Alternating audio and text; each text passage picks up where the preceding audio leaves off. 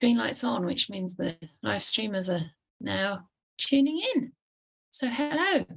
And a few questions are coming along. So here we go. When Chanda, I was thinking about the Sutta class and the question about living alone, and you don't want to tell it. If you have a cat or a dog, you're not lying. You're living with your partner, the love of your life, or your flatmate. Just make sure you call it George or something in case they ask. Okay, so there we go. There's a little clause that you could try. Whoops, they might have clause also. You could even call it Jaws. I don't know. Call it something scary. But we were just discussing this actually here, and we're thinking, yeah, you might be able to sort of do these kind of things as a temporary measure, but in the long term, maybe another solution has to be found, and I'm not exactly sure what that is. But it could be calling out the harassment. It could also be if it's at a workplace and you're really getting, and there's nothing you can do. It's not your fault, right? So they need to be the ones to account for their behavior first of all. But if really there's nothing you can do, and that would be just traumatic, and you'd be likely to, I don't know, get yourself in an even more difficult situation. Sometimes you have to leave the situation. Anyway, I don't know if you have anything more to say on those. That's okay. Bending things. Okay. So, the next question. Living in our Western society in which we have to work to earn our living and acquire a home in order to house oneself and a spouse and children, it is hard not to crave a better paid job or better advantages for our family. To follow a Buddhist path, should we strive not to pursue these things, even though our family needs us to acquire these things? It seems easier to follow the Buddhist path as a monk or a nun without paid work, without possessions or a spouse or children. Is it possible to really live the Buddhist path if we must live within the Western context? Can we ever reach Nibbana if we are living a regular Western life? There's many different types of Western lifestyles, and some people decide, not to have children, and some people decide even not to be married, to live by themselves. Some people decide, or they don't decide, but the marriage falls apart and they're single. There's many different parts of the Western system. And one of the things which I am very happy about in the Western system, at last, especially women, don't think they have to get married. So you may get a lot of pressure from your parents, you must get married, why aren't you married? But you have that choice, which is wonderful, to stay single. And if you do stay single, it is obviously a little bit cheaper to live a life. And you don't have to, if you're a woman, you don't have to spend so much money on fancy clothes and makeup and stuff. It's much more simple in your lifestyle. And also, you don't need big houses. That is something which, I don't know why people do buy big houses to stay in. There was a story about this lady who won the lottery in England. I think it was something like £42 million. And with that amount of money, she bought a nice mansion, first of all, in Sussex. And then, she was living in the mansion with her husband and 2 children for 1 year. And then she sold it. She sold at a loss and bought a very small house in some town somewhere in UK. And when they asked, why did you have this huge mansion and you suddenly sold it? And she said, well, it was a big mansion, but it was tearing apart my family. I never saw anybody. My husband was in one wing of the house. My son was in another part of the house. My daughter was in somewhere else. You hardly ever saw your family. And she said that what I thought was necessary to improve was actually, I think many of you can relate to that, especially if you grew up in a small place. I was in a small council flat. And so you'd always see your brother, slept in the same room with him, for all my years of growing up. And your mother and father, you'd always see them. And that was like we learned how to tolerate one another and to love one another. And so you don't need to acquire a big home or a big house and lots of stuff. One thing which you can learn in the Buddhist lifestyle is to have a small place. You can only be in one room at a time. And when I've gone to places like Sydney, you find in the center of that city that sometimes people don't even have a kitchen house. They just have, a study and a place to sleep. If they want any food, they just go down to the ground floor. And there's so many restaurants in that street, and the restaurants cook much more delicious food than they can ever cook. And they can just wake up in the morning and decide what they want to eat instead of just having all this food and think, well, this is what I'll plan to eat tomorrow. So there's some parts of our modern Western lifestyle which can make life a little bit more simpler. And if you have a big house, it's just to impress to others. Just look at me, I've got a big house. You don't need a big house, small house, and even without a kitchen. And you can go and get your breakfast, your lunch in the shops outside. That's more expensive. It's actually cheaper when you start to think of how much money you're saving from washing up, from buying the cooker and the cleaner and everything else. Do you mean saying no? I don't believe that. Because even if you have a kitchen, people are always renovating it. Well, And the electricity, that's all paid for downstairs in the shops. yeah. It's certainly much simpler if you have a smaller house, which means less rates or rent. It makes so much more sense to me. You do get better food.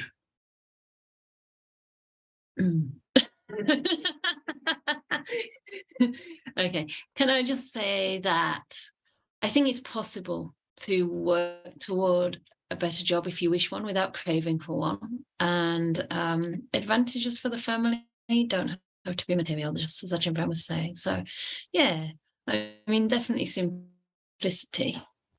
And even as a monastic, it depends on the position you're in. But in my case, I have to work really hard, and I mean really hard. So, it's how we do our work rather than how much of it we do, I think, as well. Anyway, but I think it's cheaper to cook and much more delicious. Yeah. And healthier. Anyway, suppose a person in pension age, for example, 65, feels that the secular life is too much of a disturbance in order to walk the path and wants to join a monastery. Can the monastic community accept the elderly to join, as they might perhaps turn into a burden due to sickness? It is definitely better to ordain when you're young if you can, simply because the monastic life is also a kind of vocation. And at least in the West, being a monastic requires one to contribute quite a lot to the monastery one lives in. So you're part of a community and you have certain duties to perform. And in the case of new monasteries like my own, definitely it would be difficult to have older people who I would then be basically looking after. They may also have incredible qualities and ways that they can look after me. And I wouldn't rule it out completely, but you have to think of it like a vocation, because the monastic training actually takes about 5 to 7 years to complete. And then obviously you want to be able to train people that will then become Dhamma teachers as well, and will be able to contribute by spreading the Dhamma. So in the West, unfortunately, even monasteries cost a lot of money to run. I mean, they're no different from houses, right? If you live in a house, you have the same council tax, you have the same, electricity and everything else. So there are real life things to consider and jobs to be done. However, if you would go to a Buddhist country where there are lots of monasteries, lots and lots of support, and Buddhism is understood in that society, then it's much easier. Or even if you go to a big monastery like Ajahn Brahm has, he does ordain some people around 60, don't you? A few, but in proportion to the other community members. So there always has to be like a balance of ages. just like in any kind of community, in any job, if all the teachers in a school were like 70 and they were all about to retire, you wouldn't really get a lot of, possibility for them to develop in their role and for them to kind of make that relationship with the students over a long period of time. So you'd have to have a balance. So where there's a lot of younger monastics, then of course the community, if it's well supported, might be able to take a few older monastics. But generally speaking, life in the West as a monastic is quite an energetic job. And, even to have energy for meditation, if you're doing a lot of meditation, it's good to start young. But yeah, I think you can simplify and you can live something similar to a monastic life at home. And you might be lucky to find the odd place that would accept. I don't know. Does that sound too negative? Yeah, no, it's usually that I don't choose who I ordain. It has to be the local community there. So all the monks have to agree if they're going to ordain another monk. So what usually happens is they stay there for a while. We get to know them. It's usually like at least a year, and then it takes about 3 or 4 months, I think, as an anagarika, as not as an anagarika, just as a visitor, and then they stay for 1 year as an anagarika. That's keeping the 8 precepts, and then another year as a novice, keeping 10 precepts. And you can't really take a shortcut because that's unfair on all the other monks who've been there. And sometimes that if you have done a lot for the community before, such as you have been a secretary of the organization, or you've been a treasurer of the organization, or something, you've helped out a lot. And of course, we'll see that, feel gratitude for it, and you're more likely to be a member of that community and be able to ordain. It depends on most things, but usually, if you're in your 60s, it's extremely difficult to be accepted. It's not impossible, but extremely difficult. Whilst I really enjoy residential retreats, would Anukampa consider options to join future retreats via Zoom? If unable to attend to family commitments, please. Love Anukampa retreats. Wonderful. I'm sure we can do some Zoom retreats. I doubt that there'll never be Zoom retreats, but we definitely are in deficit for some residentials. And I really, one of the main purposes of all these retreats is not just to give retreats to the lay community, it's to build a lasting, stable monastic community around a monastic community.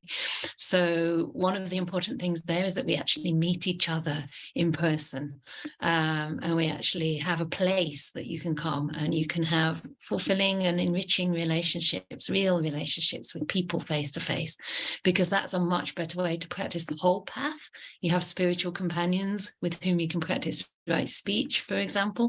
So I think residential retreats are really ideal. On the other hand, I was thinking to myself that even on a residential, if we could only get a smaller venue, it's possible that we could also have some people join by Zoom. And that way we could actually reach out to more people, because I also understand it's important for people with maybe mobility issues or people who, can't actually get to a full-time retreat for one reason or another. So we'll always try to cater for people the best way we possibly can and provide as many opportunities as we can. But I think at this point in the project also, it's about building up the monastic Sangha and building a community around us, because unless the monastics, the teachers are fed, it's impossible to perform our work and all the work that goes into organizing these retreats and continue supporting a big community like this. So we have to find the balance, but obviously our charitable aims are to spread the Dhamma as widely as we can and make it as accessible as possible. So yes, all this will be considered. So, dear Ajahn, I would like to ask why the Buddha established only a fourfold assembly. Why didn't he include branches for third gender monastics and third gender lay Buddhists? It's at the time that was wonderful to be able to establish places for females. And even then, in those days, that was an amazing thing which the Buddha did. When it comes to the third gender monastics, that is not a problem at all, because if basically they look male, then they join the monks' monasteries. If they look female, they join the female monasteries. And so over many years, now I have ordained many people who were gay, and they were well-known gay people in the community, and they became monks as long as they could keep their precepts, then they were accepted. And so I'm very happy with some of the people who I have ordained who were gay. Even there were some people, not just by their gender, but also by their even health issues.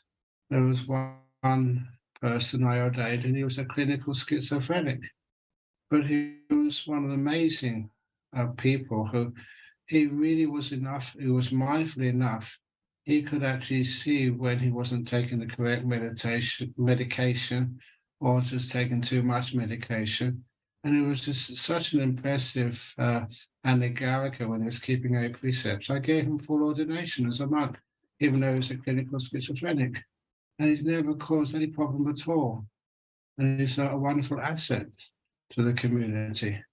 So a lot of times, we don't judge a person, on their mental health or their physical health or their gender. Just recently, there was somebody who asked, "What about transgender people? Can we ordain them?"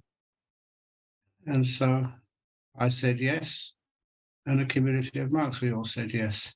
I said yes, of course we can. That's very good, Ajahn. Yeah,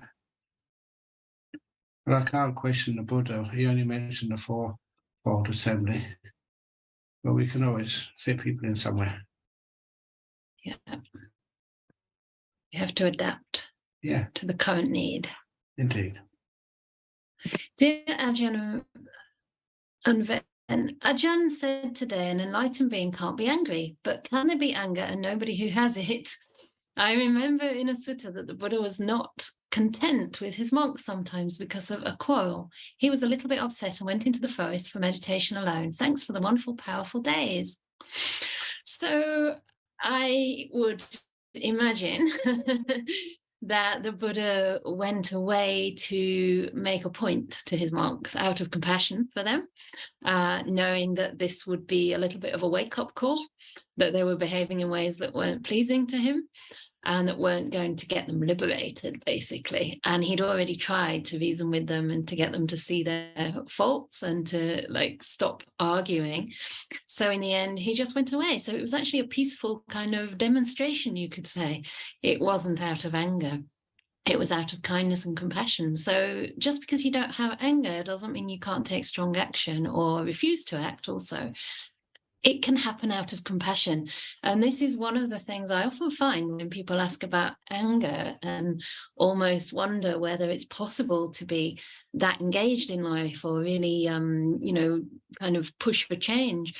And maybe it's because we don't really understand the power of things like compassion and bold compassion. In Tibetan Buddhism, they call it fierce compassion, which to me sounds a bit violent, but it means kind of the kind of compassion that doesn't back down and is very strong and convinced of itself, in a sense. You're doing it out of compassion, even though it seems a little bit harsh, like a mother would kind of yank a child away from a fire. It might seem almost aggressive, but of course there's no ill will. There's actually the opposite.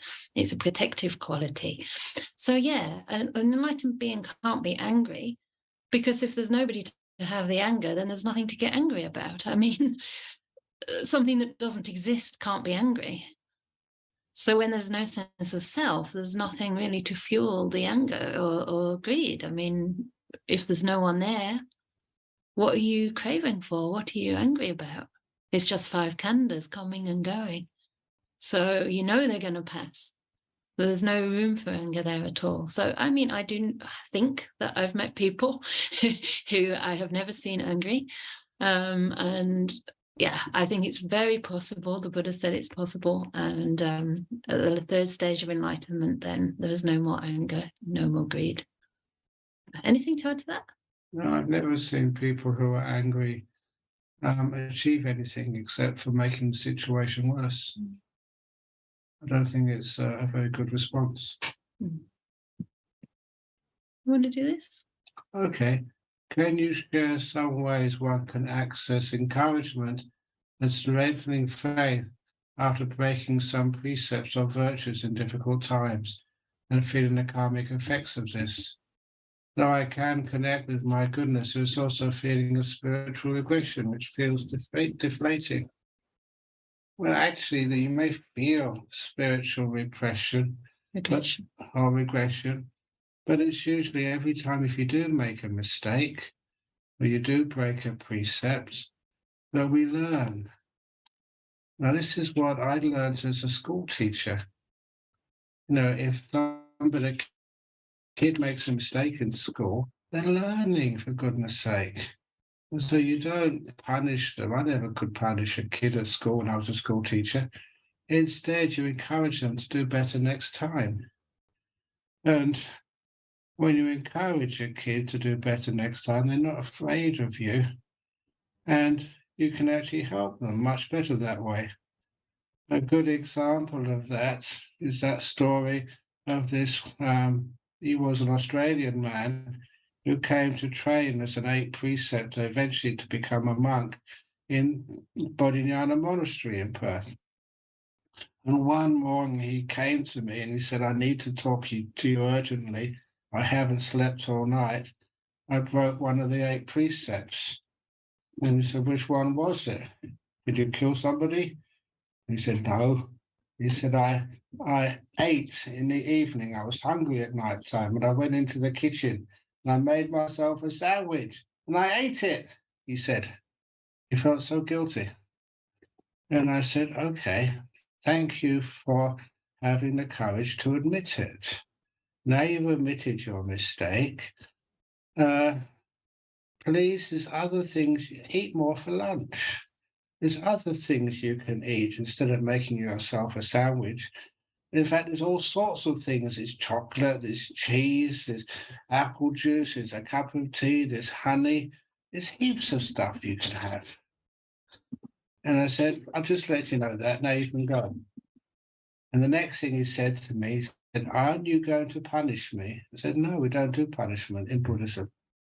He said, but you have to. Because I know my character. If you don't punish me, it will mean I'll do it again for sure. A very difficult case. So then I told him, he said, okay, I've just been reading a book about the history of Australia. And it said the Australian traditional punishment, in fact, they call any prisoner doing anything wrong, was to give them strokes of the cat. So I'll give you 50 strokes of the cat. You know what that usually meant? That was like whipping them. At the 90 girls. Yeah. And so this young man, his face went whiter than the clothes he was wearing. And then I explained to him what 50 strokes of the cat means in a Buddhist monastery. We had 2 cats at that time. I said, find one of those cats and just stroke it 50 times. That's called 50 strokes of the cat. Learn some kindness. And when you strengthen the compassion, the kindness, then you get more encouragement for yourself and less sense of blame. This is not a path which punishes people, which allows you to make mistakes. And then you find you make many less mistakes, but you're not so afraid. If you make a mistake, learn from it. That's all. No punishment. And then you find that's growth. That's how the Buddha taught. Admitting your mistakes, forgiving them, and learning. That's growth in the Buddhist path. Plus, if you get the chance to retake those precepts, then you can. I'm just saying that because I think they might have an opportunity. And yeah, again, to remember their trainings, right? They're not like rules, they're trainings. So you can connect with your goodness, which is very good. So just keep connecting with that and then those other feelings will fade. And, you know, it's a difficult time, so it's not the norm. So give yourself a break. Dear Ajahn Brahm and Venerable Canda, thank you very much for the great retreat. Although I have a hard time understanding English, I'm deeply inspired. A lot of pressure was taken away from me in meditation and replaced with lightness.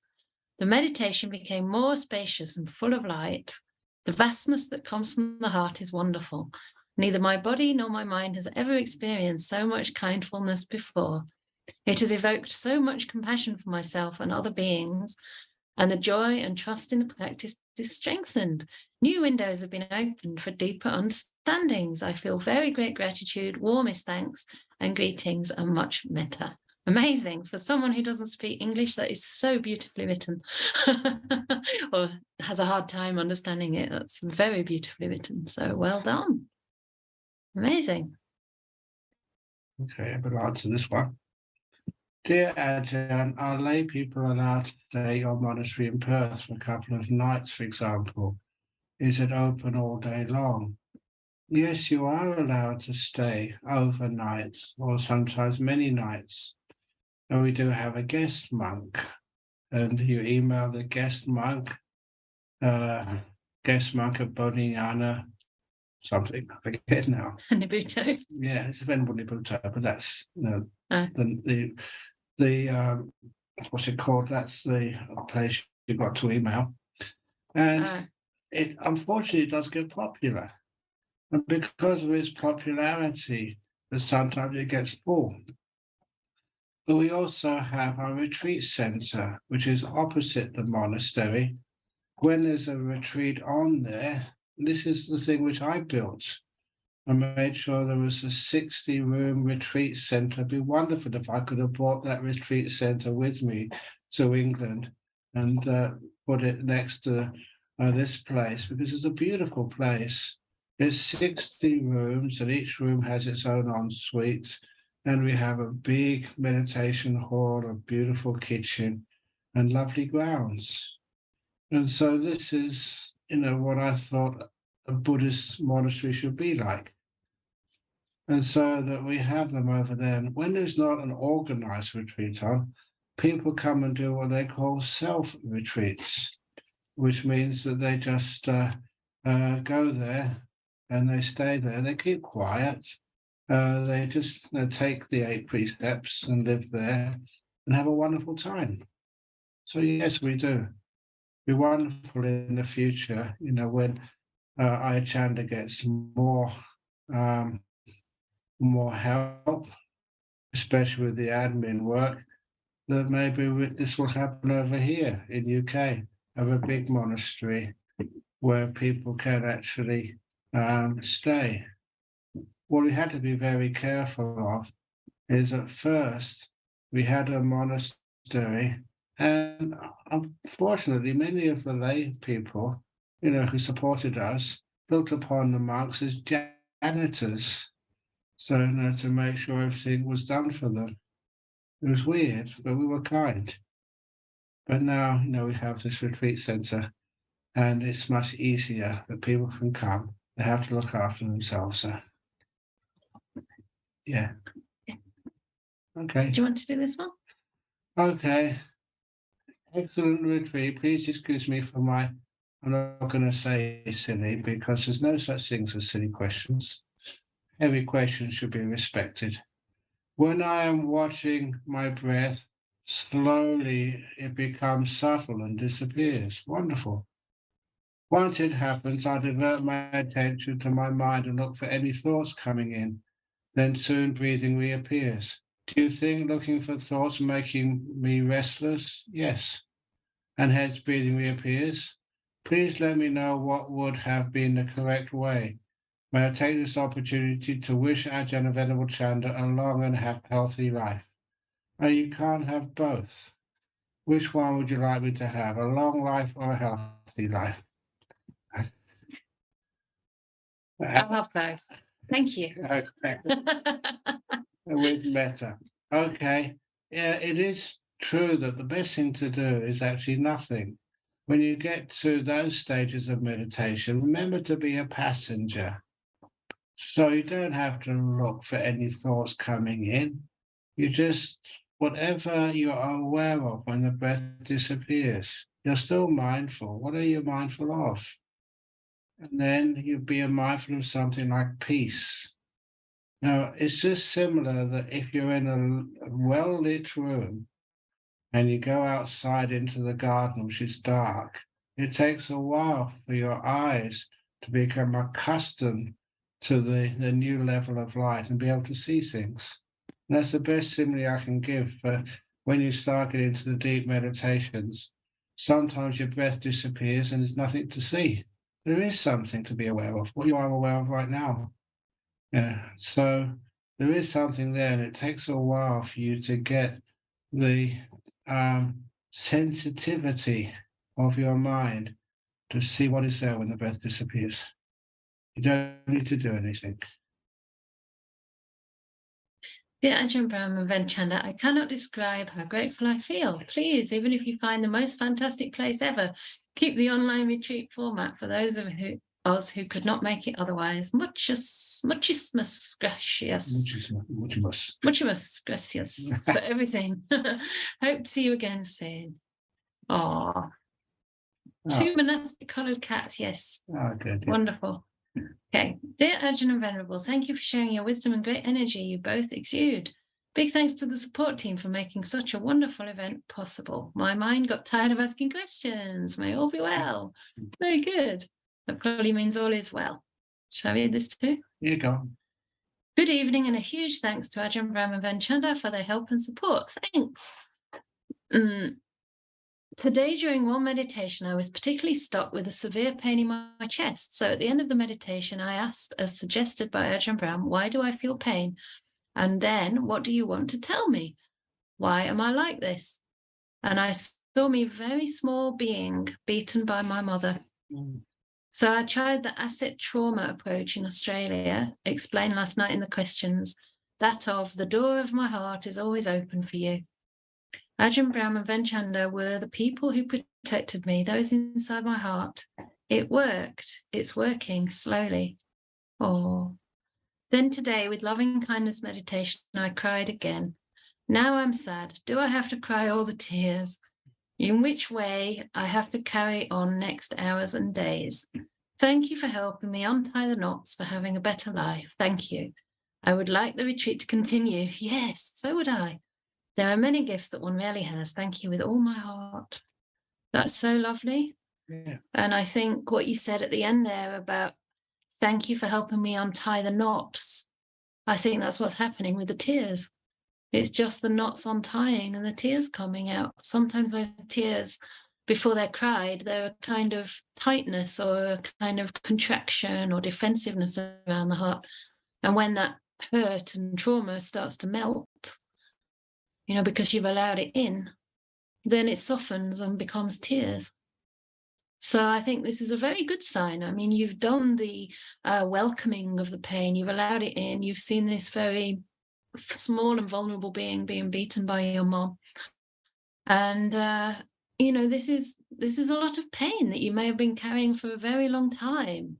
And I'm sure you've cried other tears, but maybe, they weren't necessarily or knowingly related to that. So now you're directly dealing with some of the pain around that. And to me, it seems quite healing because you've obviously starting to intuit that you're having a better life. So I would say don't expect anything. Just because that's happened today doesn't mean it'll come tomorrow. Sometimes it has, it paces itself sometimes. So just welcome whatever's coming. And open your heart. And if you feel it's too much at any time, just, open your eyes and maybe put your hand on your chest and wish yourself well. Say some phrases of loving kindness or, just change your practice for a while. But it sounds fine to me. Anything, Ajahn? Yeah, just that story of this one guy, an Australian guy. He was young, he was single, and he started crying during the meditation retreat. And he came and asked me, "What's going on?" And I asked him, "When was the last time you cried?" He went silent. He said, "I haven't cried for about 15 years. My father, when I was a young teenager, told me Australian men don't cry." And I said, please, you can cry in this retreat. Cry as much as you want because you've got a lot of crying to catch up on. Mm. And he was crying just so often during the meditation.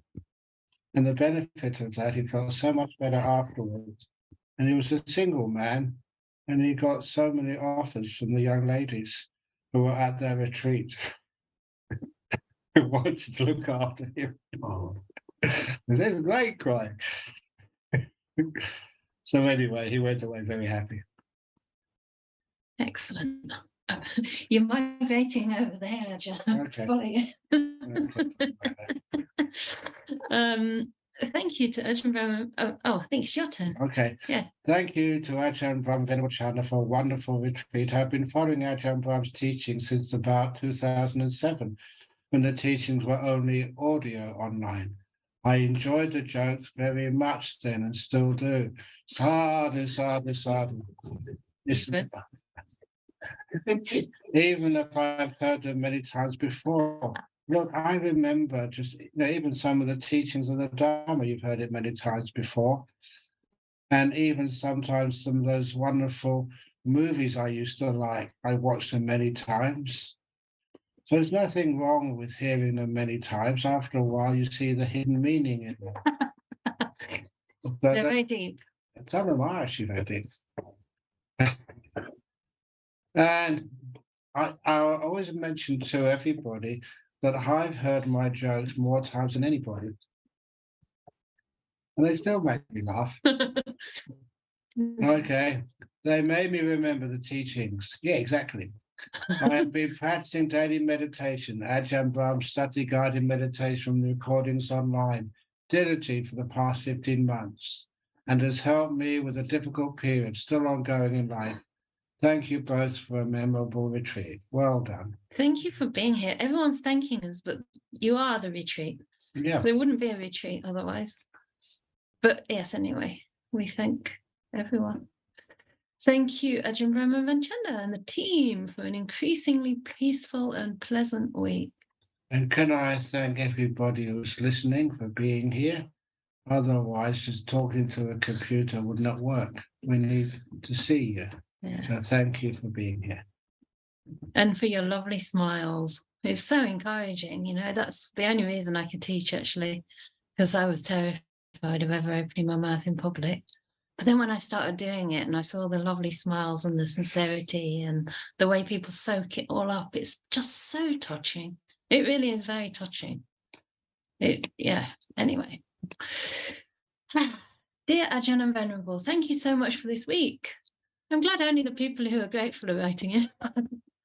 It's been such a wonderful experience. I have to leave to go to work at 9:30 tomorrow, so unfortunately I shall miss the last session. But I hope to meet in person someday. Blessings to you both. Just amazing. Thank you so much. Beautiful. I'm just not reading the names just simply because I don't want, in case you prefer us not to. But we are reading you. Dear Ajahn Brahm and Ven, thank you so much for the amazing retreat, also to the wonderful team for making it possible. The gift of Dhamma exceeds all gifts, and your teachings are indeed a very valuable gift. Sadhu, sadhu, sadhu. Likewise, your practice. Your turn. Dear Ajahn Brahm and Venerable Canda, listening to early Buddhist teachings was like divine music to my ears. The second part of the retreat starts next week for me when I go back to the corporate world. I've been building a tiny retreat hut in my heart, which I can take with me wherever I go. It's brilliant. Just need to close my eyes and arrive there. My heartfelt gratitude to both for your guidance, kindness, and dedication to teaching Dhamma. May you both continue to receive help and support. Yes, I hope that you do. Venerable Canda over here. Likewise. And I get paid support. I think so, yeah. But from all the beings in every direction to flourish your Dharma services. Hoping to see you both tomorrow in London at the public talk. Lovely. Great. Hi, I often wondered if Guru Rinpoche was a Buddhist teacher when he came to Tibet from India. Ajahn, do you have an opinion on this, please? Other than the above question, I just wish to thank both you and Ven Canda for your kindfulness and the volunteers too. Well, there's some questions I could give an opinion on, but it's not an informed opinion. So I don't have enough information on Guru Rinpoche. But he probably was a Buddhist teacher. But I don't really know. No, I don't either. Dear Ajahn Brahm, today during the metta meditation, I felt a sort of tingling sensation all over the body like pins and needles, and it lasted quite a bit. Was that a nimitta? If it was a nimitta, it was like a coarser type of nimitta. If it felt beautiful and pleasant, then well done. Give yourself the benefit of the doubt.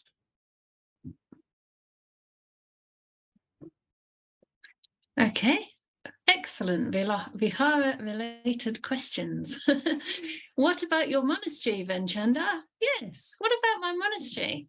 Do you have any people interested in becoming a nun under you? Is that something you're looking forward to?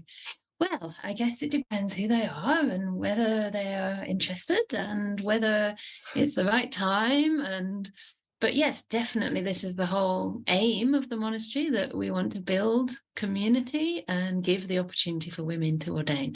So of course, it always depends very much. It's a bit like any relationship in life. It has to be mutually beneficial and enriching. And sometimes it's very much about I mean, it sounds funny to say this, but kind of the right fit, because we're talking about spiritual companionship and we're talking about the wholesome qualities growing. So as long as that's happening for both people, then it could work. So yes, this is something that will happen in due course, and it can begin by just coming to visit if it is something you incline toward. And sometimes people don't even know that they might have that aspiration unless there are opportunities. So this is another reason for giving those opportunities, so that it's actually a possibility in people's minds. Because until I heard about the possibility for bhikkhuni ordination, I just presumed, that I was ordained and I was happy enough. But when you actually have the chance to take the full ordination and you feel that you're really committing to the Buddha's training the way he intended it, and you're joining the Sangha as a fully fledged member, the global Sangha, because the ordination is universal throughout every, at least early Buddhist organization, and even Mahayana too, then this really gives a great feeling of refuge and encouragement and inspiration to the practice. So yes, eventually we hope to have more nuns. I cannot do all the teaching on my own, so please come along and help. Venerable, are you or will you be at Anukampa Vihara accepting visitors to serve me for several nights regularly or even longer? Yes, please come. I need this. It's not only that I accept you, I welcome you. And this is what makes the community actually work. So, because I don't know if people know, but bhikkhunis aren't supposed to cook for themselves or shop, or obviously if you don't handle money, you can't shop. So we also don't drive. And the whole point is that there's this beautiful reciprocal relationship whereby you get the chance to serve and help us with our material needs and requisites, and we get the chance to serve you in the Dhamma. So it becomes a beautiful, hopefully mutually enriching relationship. Thank you both for inspiring my practice again. And I'm so glad and happy to have Venerable back with us. And I hope we meet soon, because this person, I know you and you come to my groups, but we haven't met. Looking, huh? Looking Bristol. forward to seeing you. Hey, Bristol. Yeah. Excellent. So we'll see you in Bristol, and we're usually quite in a hurry a little bit before and after because of trains, but please come anyway and say hello. We're easy to spot. Okay. Okay. Ready? Okay. Here we go. What would the Dharma suggest we do if we have a child or other family member whose speech and actions you find offensive, aggressive, critical, unwholesome, unkind, and you find it hard to be in their presence, even though you know you should help them? You should also help yourself as well. Remember, you're in this as well. Should you just see them with compassion because they lack awareness to such a big extent? When should you pull back and keep away from them because they resonate at such a low level that has a bad effect on you. How do you handle this if this is your adult child and you still feel you should help them? Please, I mean, you feel you should help them, but you should help yourself as well. When you have a family, as I've often said, it's not about helping and serving them. It's about helping and serving us, the two, three, four, five of you all together. And what's best for all of you. And sometimes what's best is actually just moving away, having a break, so you can actually see the situation with a bit of peace.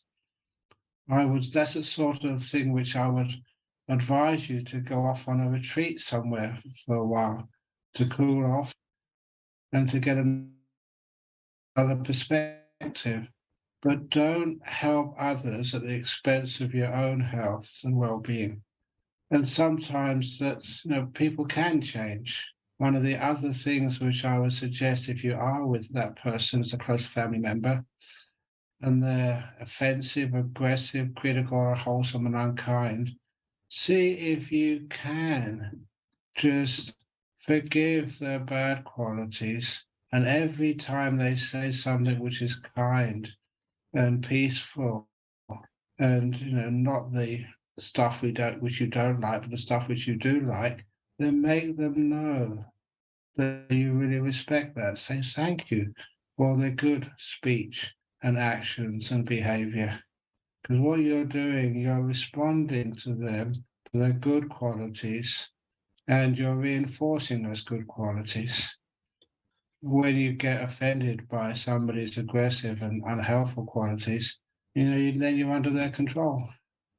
That's not a healthy thing for either of you. So anyway, that's how it can be handled. But please look after your own health and well-being. If they're so bad, then you have to pull back. Mhm. And if you have to pull back, I think it might be helpful maybe to you and maybe to them if you could maybe write to them about it in non-violent speech, in a non-violent way, and just talk about yourself and why it's difficult for you. Because this can also give the other person a chance to reflect, making it clear that you still love them if they're your child. You want to read that one?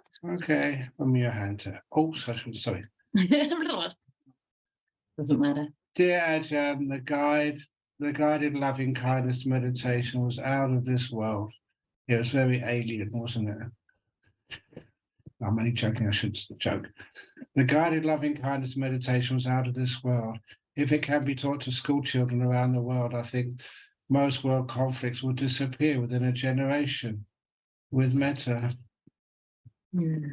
Especially if it could be taught to the politicians. Yeah. Big school children. Big school should be sent back to school.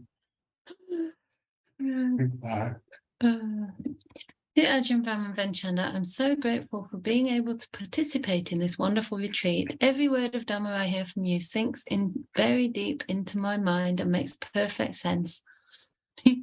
Deep meditation did not happen yet, but I have confidence that it will. Very good. Thank you for leading us downhill to peace and safety. The kindness and wisdom you radiate brought tears of joy into my eyes every day. I've never felt this peaceful and content. Oh, I just wanted to tell you how much I love you. Take the I out. Take out you. Take out you. And what remains is love. Isn't that beautiful? So it sounds as though your heart is very open and soft.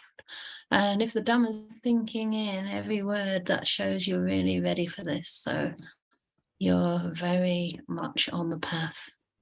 How wonderful. Do you want to read this? Dear Ajahn Brahm and Venerable Canda, thank you both so much for all your kindness and great wisdom. Thanks to the support team. I clearly have much progress to make along the path to achieve stillness and deep meditations. I need to shield so in-person retreats are out for the time being. What suggestions do you have that would allow me to continue to benefit from support along the path? If there's one or two people on this retreat which can be a good friend to you, that'll be wonderful. Yes, you have to shield some of who you are, what you do, but then there's other people who are just very wonderful people. You make friends with them, just one or two, and they become your Kalyana Mitta, and they become wonderful assets for you. People you can talk to, discuss things with, and that will help and support you a lot. And of course, all of the resources which we have on talks which have been recorded here and other places, you can actually use those to support you as well. Mm. And I will be having Zoom sessions again regularly. So, and hopefully getting Ajahn Brahm to do some stuff as well. So once that starts again in December, you're very, very welcome. We do Sutta class every Friday, Sutta discussion.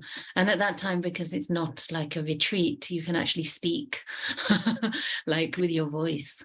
So it's a lot more intimate and personal in a way, and that's ongoing. So people get to know one another. And we also will have some metta practice some Saturdays every month, and chanting every Wednesday. We do the loving kindness chanting, usually in Pali, and dedications, blessings. So this little group becomes quite a close group, and many of you are here from that group, all our co-hosts and others, many others as well.